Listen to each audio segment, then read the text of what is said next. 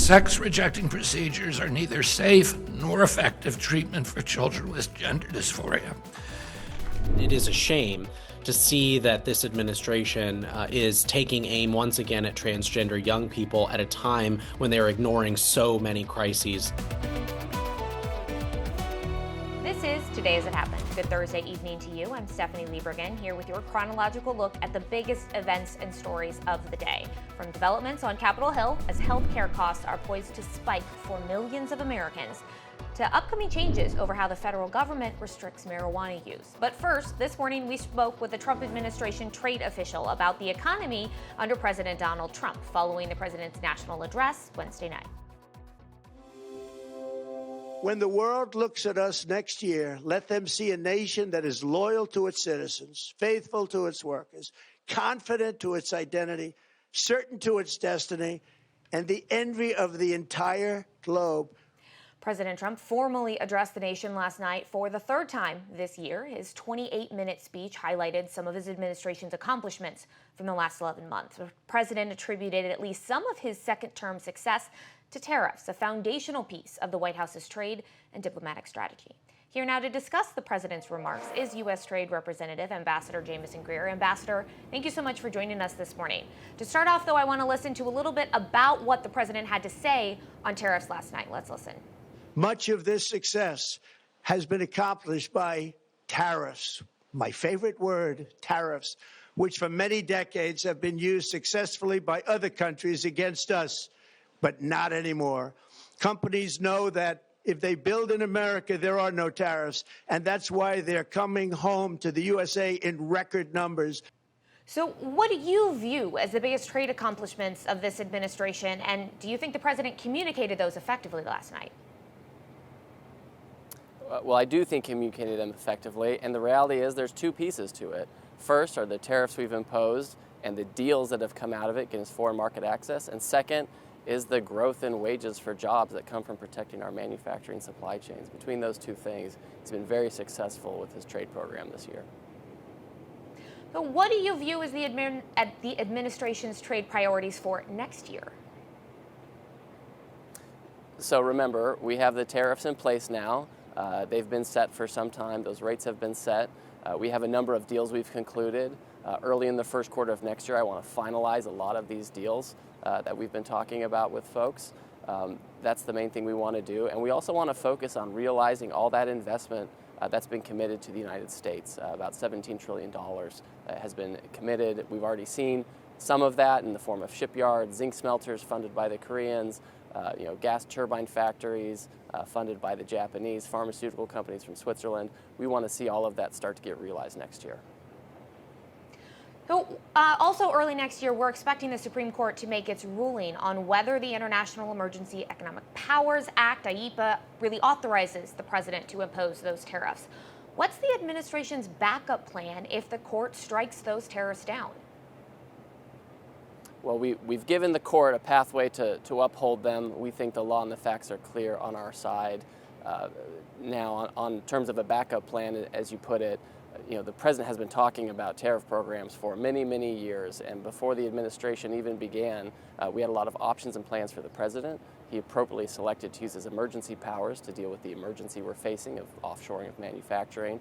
But of course, we have other tools that allow the president to impose tariffs on countries if they have unfair trading practices, to respond to other crises and the like. So I think we can do that, but most important, we need to win this case so we can maintain the program that has led to all these great deals, that has led to all this great investment. Well, you've previously said trade with China needs to be more balanced and that you don't think anyone wants to have a full economic conflict with China. So how is the Trump administration looking to achieve that more balanced trade with China, and do you expect them to adhere to any trade deals or practices that are struck? So we're already on a very good path to achieving more balanced trade with China. The U.S. trade deficit with China has already gone down by 25% this year, so that's already putting us in the right direction. At the same time, China has agreed to resume purchases of important agricultural products from the United States, and that's part of the most recent agreement with them. We do expect them to adhere to that. They're on track to adhere to that. In the new year, as we speak with the Chinese, I think we'll be talking about additional areas where we should be trading in a way that achieves balance. We, of course, continue to have substantial tariffs on China. That helps reach balance, but having agreements on what to purchase and how much, that can also reach that goal. Also in the midst of negotiations over the USMCA trade agreement, something that the president signed and negotiated in his first administration. So where do talks on those negotiations stand? Well, we just finished some of our domestic processes here in the United States. We had to have a public comment process where 1,500 people put in comments. We had 3 days of public hearings where we had 30 panels. I've been up to Congress the past week to report to Congress on the outcome of all those consultations. I expect that early in the new year I'll sit down with our Canadian counterparts and then with our Mexican counterparts. I'll probably sit down with them separately because we have different issues with them, and we'll talk about the future of our relationship. How USMCA can be helpful, how it might need to be fixed, and the president, of course, reserves the right to be able to exit the agreement if he thinks it's appropriate. So we'll see, hopefully quickly in the new year, the direction of negotiations on USMCA. Well, on tariff revenue, Customs and Border Protection says they've brought in more than $200 billion since the president took office in January. And the last night, the president announced this warrior dividend, a $1,776 check for active military. Have you spoken with the president about that payment and what to do with this tariff revenue? Well, he announced it last night, so I haven't talked to him about the specifics of the different pots of money. My understanding is that there are some Department of War funds for that. Tariff revenue is enormous and goes right into the General Treasury and helps fund the rest of the government. So directly or indirectly, that's going to help pay for those bonuses. And what is the status of our technology deal with the UK? Another one of those deals that's in progress, but maybe not finalized just yet. Right, so we signed our deal with the UK in May. There's been a lot of implementation so far. They're opening up a quota for our beef exporters. We're opening up a quota for their beef exporters. We just recently reached a pharmaceutical agreement as part of the agreement where they're going to provide better reimbursement to our pharmaceutical companies. So there's been a lot of implementation going on.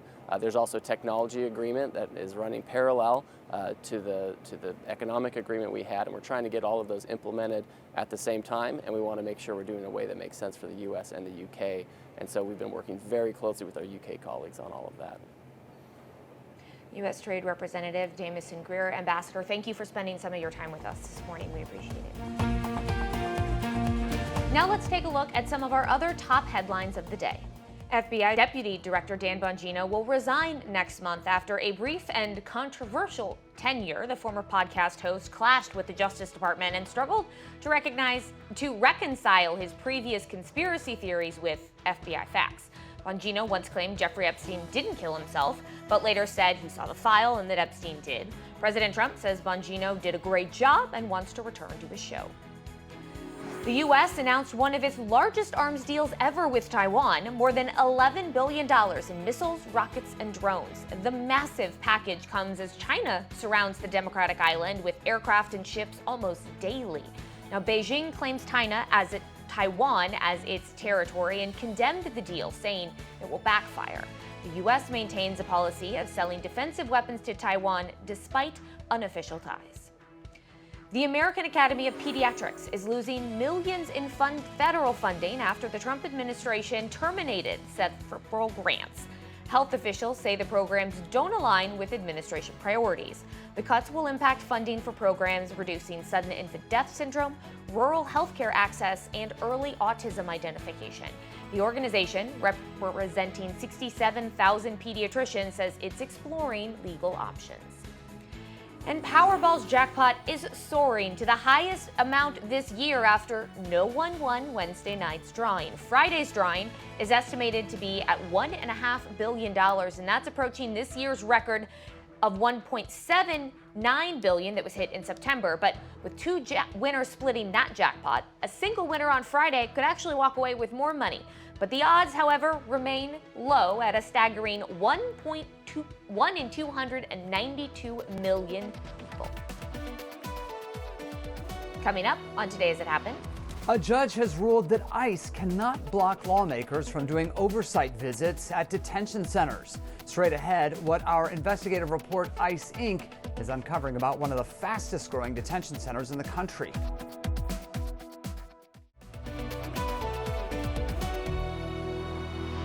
Welcome back to Today's It Happened. Let's check back in on our daily briefing of today's top stories. Police have released the mugshot of former University of Michigan football coach Sharon Moore. The 39-year-old married father of three was fired after allegedly having an inappropriate relationship with a staffer. Hours later, Moore was arrested after being accused of barging into that woman's home and threatening to kill her after he got fired. At this hour, he is pleading not guilty to stalking and home invasion charges, and he is out on bond. Moderna is getting $54 million to develop a bird flu vaccine. Now, this comes 6 months after the Trump administration canceled a $760 million contract. The new funding from the Coalition for Epidemic Preparedness Innovations will support the first mRNA vaccine for pandemic influenza to reach pivotal trials. Now, that trial is set to begin early next year. And it may now be easier for members of Congress to investigate claims of abuse and neglect at immigration detention centers. A federal judge ruled the Trump administration cannot turn away lawmakers who want to conduct unannounced oversight visits. Scripps News headed to one detention center where a member of Congress was arrested while trying to get inside.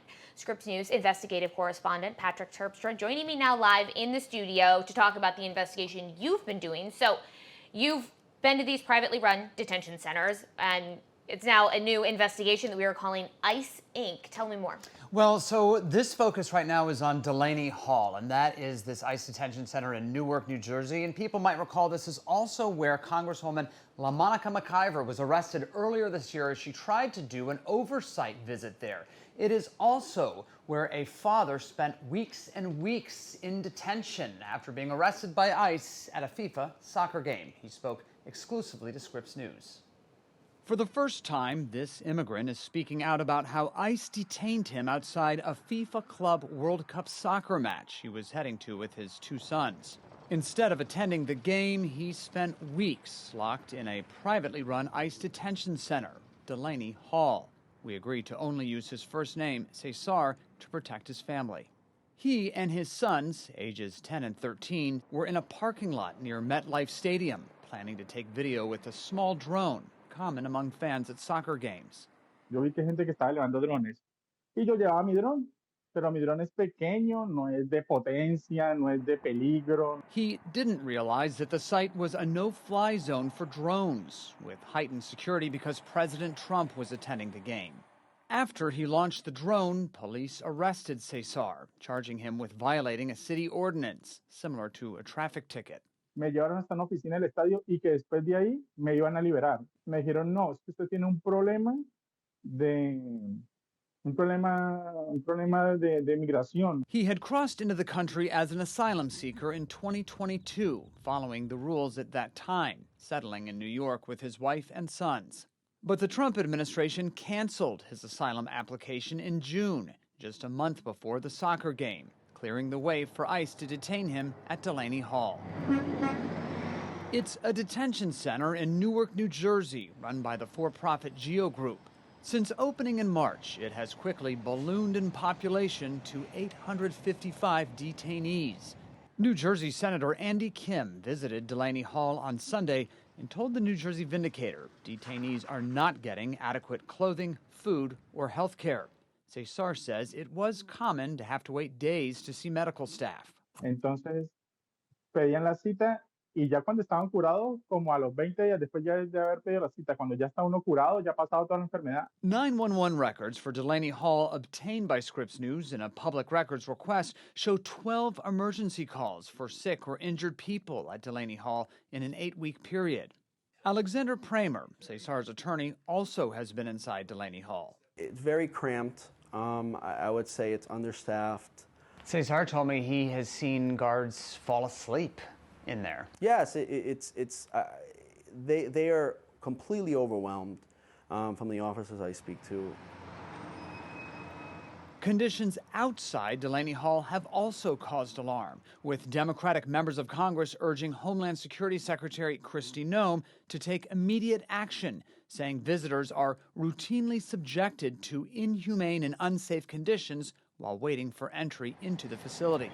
So there's Delaney Hall right there, and this is as close as we can get. They told us we cannot cross this yellow line. Many of the families are waiting a long time to get in, some for over an hour, and it is cold. On this night, temperatures in the 30s, the wind chill 21 degrees. We met one woman waiting in the cold to see her detained boyfriend. But I was told I have to be here early because if you don't get your ticket on time, you might not even get in. It's 2.5 hours till 7. Gotta do what you gotta do, you know? It's a terrible situation. I can't imagine him and all the other people in there suffering.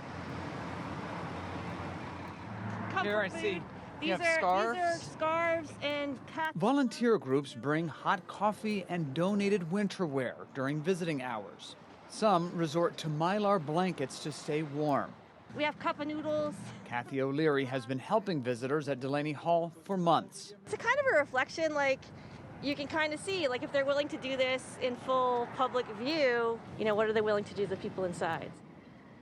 We asked Geo Group to respond to a list of claims, including about understaffing, a guard falling asleep, and detainees waiting too long for medical care. The company responded with a statement. Geo strongly rejects these allegations, part of a politically motivated effort to interfere with federal immigration enforcement, adding they comply with detention standards and contract requirements. Cesar chose to self-deport back to Colombia, leaving his family behind in the U.S.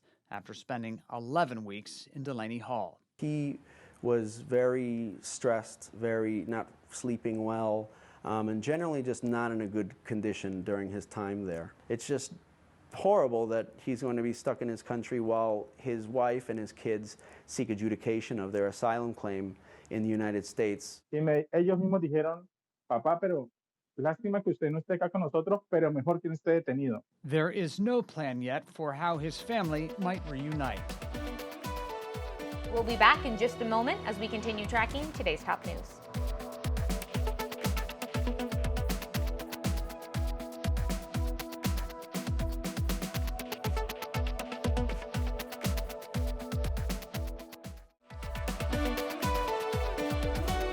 Bombshell may be one of the most overused words in Washington, but every once in a while something happens that actually fits that description. A recent article in Vanity Fair is just that, describing the president as being, quote, like an alcoholic, even though he doesn't drink. J.D. Vance is a conspiracy theorist and saying that AG Pam Bondi whiffed it with the Epstein files. All of these quotes from White House Chief of Staff Susie Wiles. Chris Whipple joins us now. He's the man who wrote that article. Chris, as always, thanks for being with us. I'm curious, the article has been out now for several days. Has the White House questioned the facts of anything that you wrote? Not a single fact, to answer your question. And when you hear words like context, coming from the White House, you know you've done your job, because if they had a challenge of any fact or any quotation, they'd be doing just that. But no, not a single thing has been challenged. And I'm assuming, which is a dangerous word to use, that everything was recorded. That's right. That's correct. Now, it was really astonishing in a way that Susie Wiles was so open and willing to talk with me over 11 interviews lasting almost a year. Everything was on the record except when explicitly agreed otherwise. And she was just remarkably candid and freewheeling in her conversations with me, describing Donald Trump again as having an alcoholic's personality. By the way, Alec, Donald Trump has confirmed that, as you know, just the other day, saying that, yeah, in fact, he does. And J.D. Vance, moreover, conceded that he is a conspiracy theorist. As he put it, he just believes in conspiracies that are true. Hey, Chris, journalists know when you have something, when you got something other than the prepared talking points, which we've learned to recognize. You hear them over and over again. You quote Susie Wiles as saying, quote, he wants to keep blowing things up, blowing boats up until Nicolas Maduro cries in Venezuela, until he cries uncle. When did you know that this was going to be an interview that would cause the White House really to go into full-blown damage control? Well, I knew early on that this was a rare inside glimpse, not only into the inner workings of the Trump White House, but into the mind of Susie Wiles, the most powerful person there other than the president himself.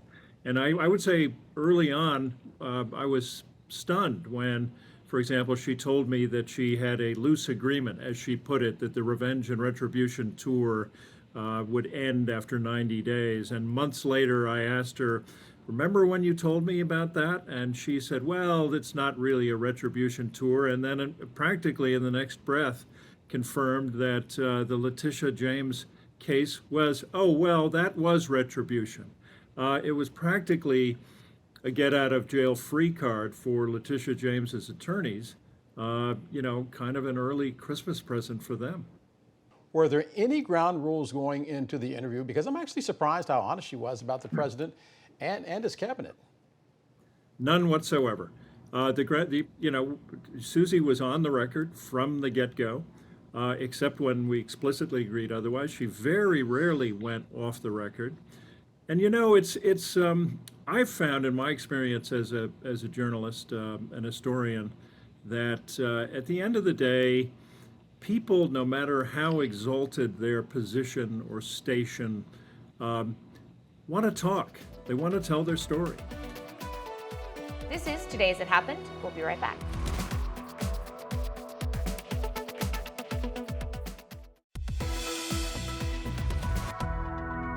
Welcome back to Today As It Happened, the Scripps News end-of-day snapshot of our biggest stories. So let's pick up where we left off. We are following breaking news. Never before seen photos from the Jeffrey Epstein files have just been released. They come as the Justice Department now has about 24 hours to turn over any and all files relating to the Jeffrey Epstein investigation.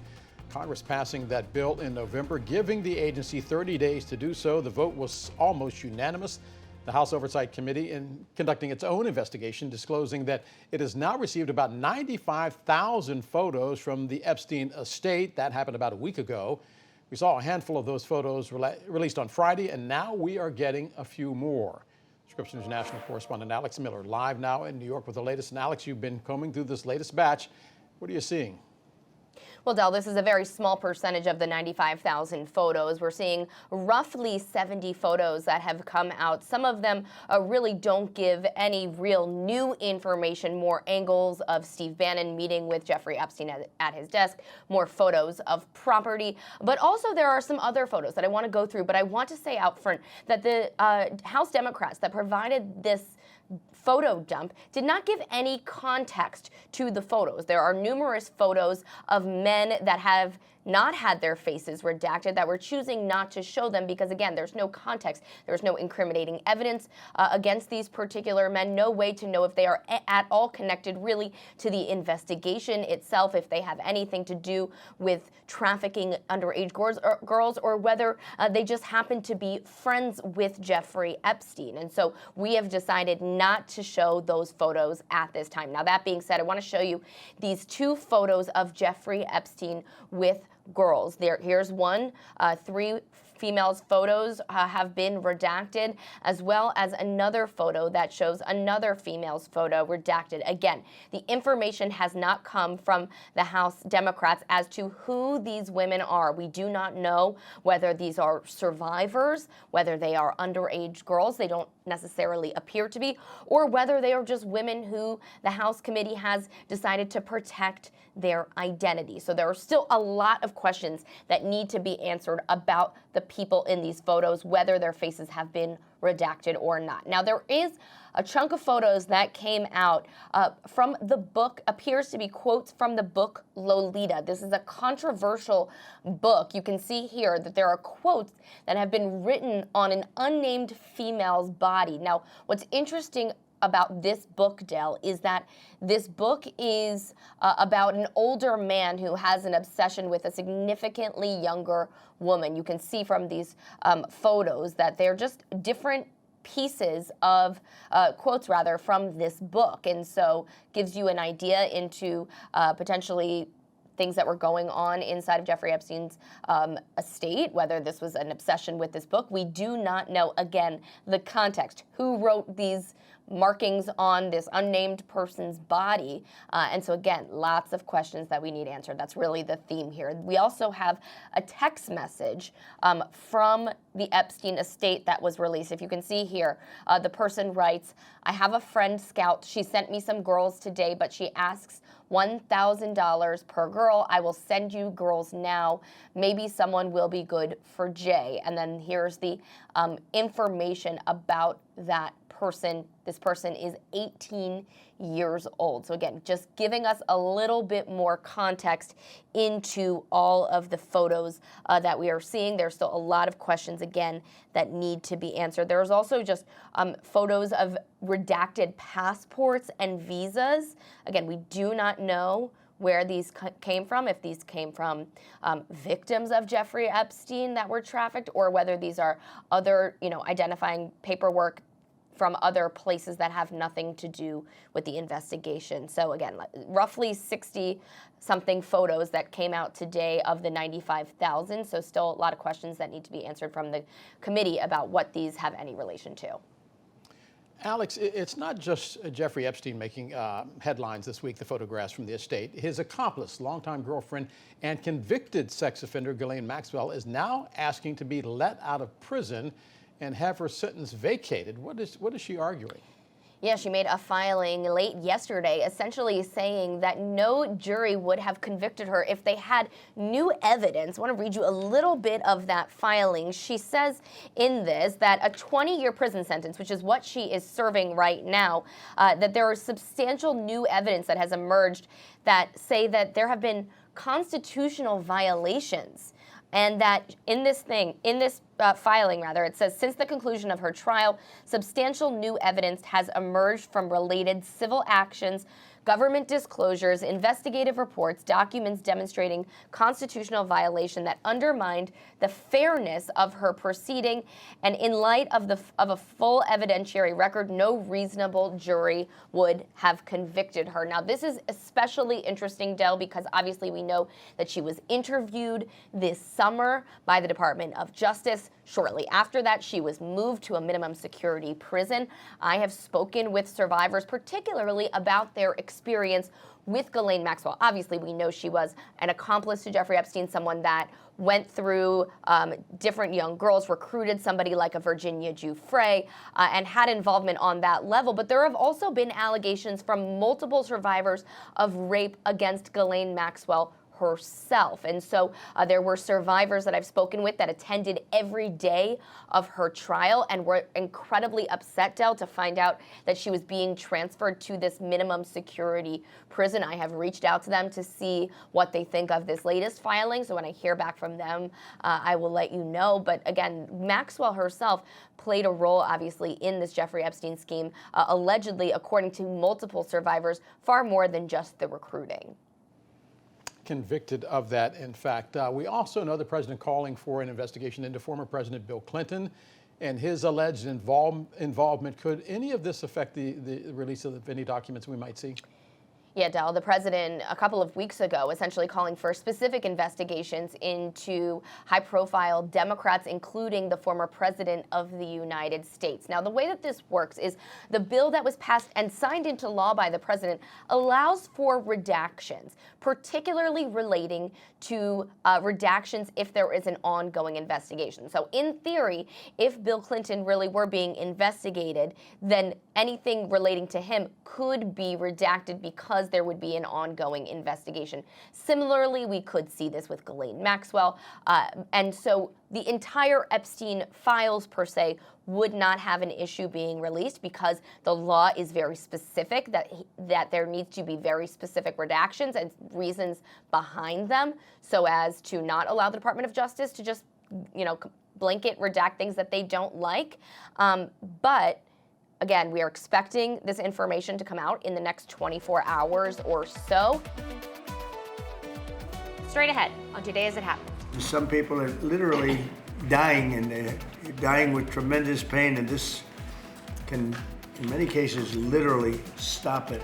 And later, these rules are about putting politicians in people's doctor's offices. They're about replacing parents and physicians, medical professionals with politicians who have their own agendas.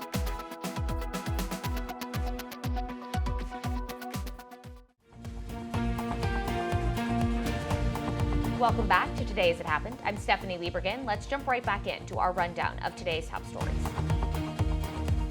This reclassification order will make it far easier to conduct marijuana-related medical research, allowing us to study benefits, potential dangers, and future treatments. It's going to have a tremendously positive impact, I believe. President Trump inside the Oval Office signing an executive order to reclassify marijuana. The change places marijuana now in the same category as Tylenol with codeine, lowering the potential for abuse while at the same time keeping it regulated. Let's go now live to our Scripps News White House correspondent, Haley Bull. She is on the North Lawn. And Haley, tell us what the White House is saying and what the reasoning was behind this. Yeah, Del, the basis behind this is for medicinal purposes and research purposes.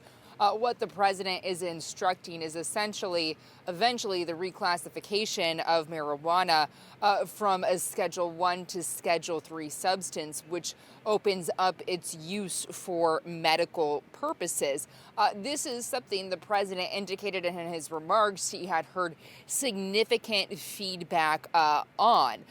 This is something that had been anticipated, something he previewed going back to the campaign trail. And we understand from senior administration officials that what this executive order he is signing does is direct the Attorney General to speed up that reclassification process and directs officials to work with Congress when it comes to opening up access for CBD, particularly for seniors.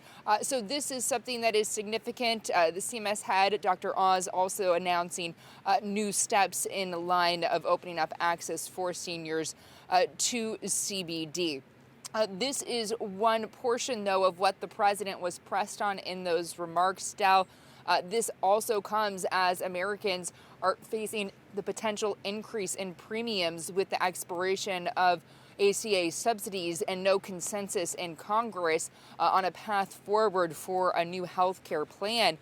The president, when pressed on this, doubling down that he wants to see money go to Americans and not the insurance companies, though not delving into the specific details on that front, Dal. And before I let you go, so that the audience that doesn't understand the difference between Schedule 3 and Schedule 2, et cetera, this doesn't mean that you're going to see marijuana shops popping up along the Beltway or whatever highway you might decide to frequent, correct? Correct. The president very clear this does not change its recreational use. And so that is something he was very firm on in those remarks we just heard, Dal. Scripps News White House correspondent Haley Bull for us live on the North Lawn. Haley, as always, we thank you. Right now, let's go on the scene to Capitol Hill, where House members are hitting the exits, heading home for the holidays. Even as we speak, the House did pass a health care package Wednesday, but their bill does not renew the expiring Obamacare subsidies, and that means premium payments will still spike in January for millions of Americans. Scripps News congressional correspondent Nathaniel Reed is live on the steps right now, watching those members as they leave. And Nate, where do things stand? Are you starting to smell those exhaust fumes, as you put it, as members head to the airport?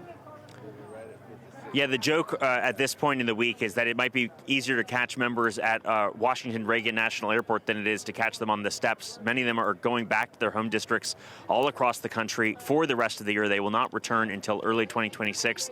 The one thing they have not solved is the issue of affordable health care. They've left Washington without any solution to those expiring Affordable Care Act subsidies. And there were some of these 11th hour negotiations that appeared to be ongoing on Capitol Hill. The reality was that lawmakers, Republicans, Republicans largely were not able to center around one singular proposal that they wanted to use to try and counter these kind of Democrat 3-year extensions that Democrats have been championing. Ultimately, a group of House Republicans, in fact, making clear how unhappy they were with Speaker Mike Johnson's leadership by signing on to this rogue petition to force that come January, the House of Representatives will take a vote on trying to extend these Affordable Care Act subsidies for another 3 years. And ultimately, Senator Cynthia Lummis breaking down for us earlier today that she is just unhappy with the status quo. And at the same time, Republicans had so many different options for what they could do to try and solve the health care problem. The reality was they were not able to coalesce around a singular option. And again, I want to see if we can grab a member of Congress here as they're leaving. Again, a lot of Republicans, Del, I want to note, did not necessarily like these subsidies. They thought that it was high time for them to expire. They did not want to renew them.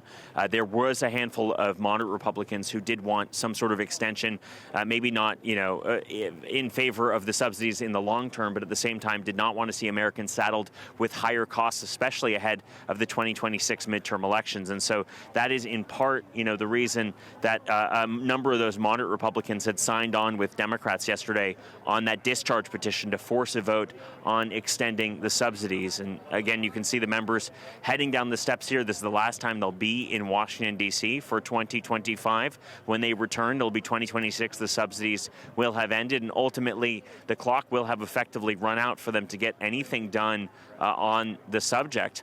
The question is, can they then in 2026 try and pass something to lower the cost of health care for the American people? That remains an open question. Whether they can reach across the aisle and get something done on a bipartisan basis with the bipartisan support that will be needed to get a bill to President Trump's desk. A large part of that relies on whether President Trump wants to be included, or rather wants to engage in some of these negotiations that have been ongoing on Capitol Hill. Congressman, are you at all optimistic that you can come back in early 2026 and do something on lowering the cost of health care? Is there some way to work across party lines after that deadline has passed? I'm a perpetual optimist, so yes. And in this particular case, what makes me optimistic is that we do have strong bipartisan support for a compromise. Like, look at my bill with Sam McCarty. We got 6 Republicans, 6 Democrats. Look at Josh Gottheimer and Jen Kagan's bill, or Brian Fitzpatrick's bill, or the 35 members who released a framework on these things. I think that any of these compromises that combines a short-term extension with reforms can command a majority in the House, and that would then pass the Senate. So we just need to break the logjam that unfortunately has been created by leadership on both sides. But what does it say that none of these proposals were successful in the short term here before you were able to leave ahead of the subsidies expiring? It shows that the institution is not functioning as it should. Coming up on Today As It Happened. So-called gender-affirming care has inflicted lasting physical and psychological damage on vulnerable young people. This is not medicine, it is malpractice.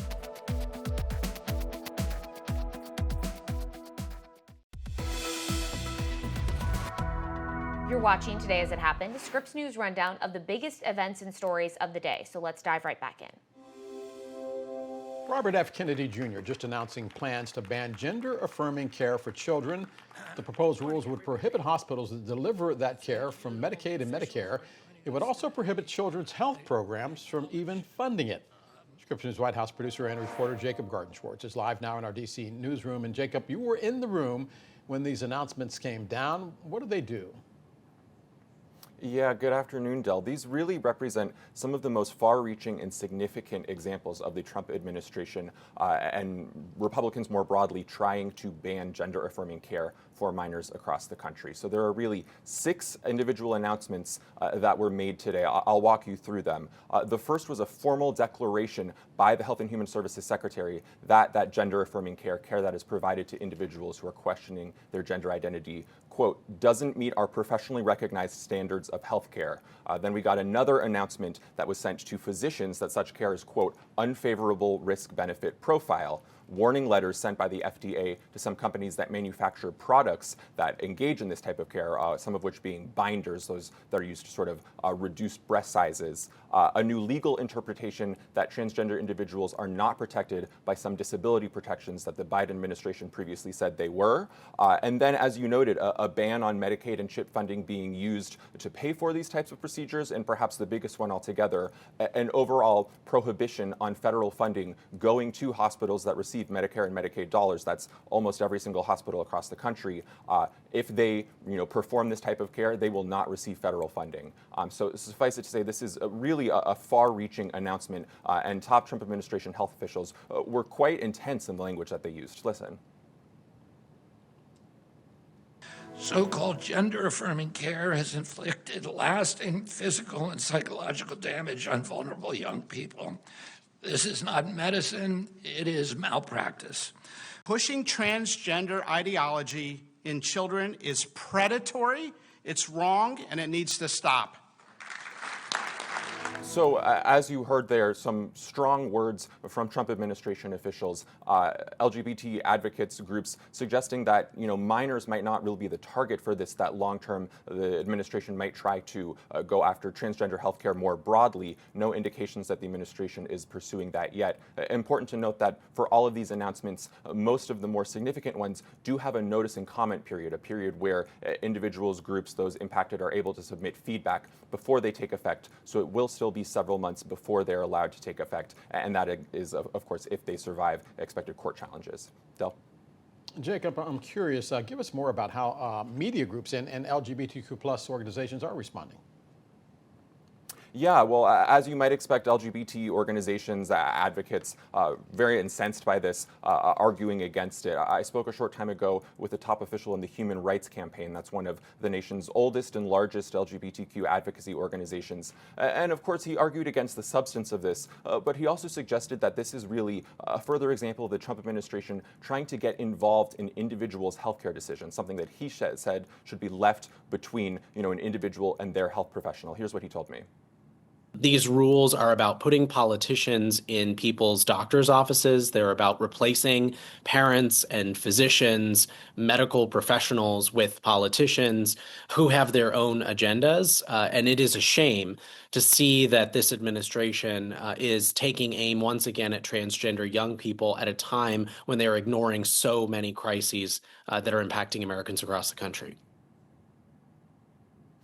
And to that point, a number of health groups have also reacted to this announcement, predominantly critical of them. We heard from the American Academy of Pediatrics, that's the largest association of physicians across the country, who told Scripps News, quote, the focus on disproportionate attention on denying care to a small population of adolescents helps no one, do nothing to address health costs, and unfairly stigmatize a population of young people. They go on to say that the association remains committed to ensuring that children, including gender diverse youth and children covered by Medicaid, receive care that is backed by science.